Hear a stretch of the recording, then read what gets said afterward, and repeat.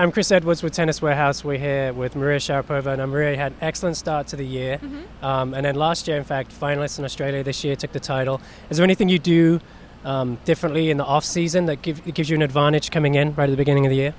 Well, I think the difference in this off-season, was that I was able to train for about 4 to 5 weeks and really being injury-free. I wasn't worried about getting injured. I mean, throughout the whole last year, I was suffering with a shoulder injury, and it never seemed to get better. In this off-season, I had really great training. I was waking up in the morning, looking forward to practice. I spent a lot of hours on the court, and I think in Australia, obviously, you never know when it's going to pay off, but it paid off for me in Australia.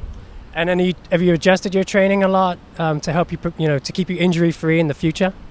I've just been smarter, about my choices. As I grow older, I'm able to make, decisions about my career as well, and my own decisions, without the help of other people. I mean, I have a great support team that always help me out with bigger decisions. But I've, become more mature, and if I'm too tired, I can't go to the gym that day, or I don't want to practice that day, I can stand up and say, I'm a little tired today. I'm going to take it easy.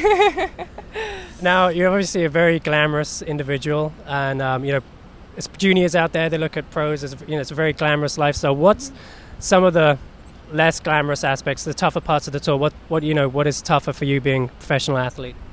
There's a lot of traveling in this sport. There's a lot of lonely days, in between tournaments, during tournaments, where you're basically, I travel with 3 guys, my trainer, my coach, and my father most of the time, and it gets lonely. You don't have much friends traveling with you, and sometimes it's like 7 weeks on the road in a row without really, being to your close friends and family, and that's difficult. The tennis life is not all it's cracked up to be, actually.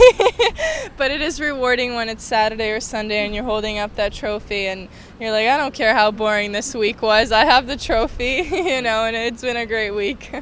And then if you had to give some advice to a junior player that was, looking to turn pro, what would that be? I think whatever they're working towards, I think in their work that they're doing before that, I think they should always give a 110%.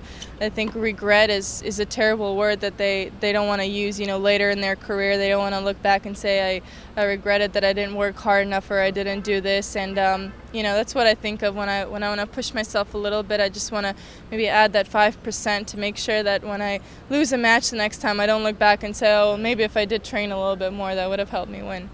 Great. Well, thanks for taking some time with us, and good luck. Thanks a lot. Try these tips from Maria Sharapova to take your game to the next level. Maximize your time between tournaments to develop your game, your strength, and your conditioning. Listen to your body and take time to rest when needed. When you are training, give it your all and leave no regrets on the court.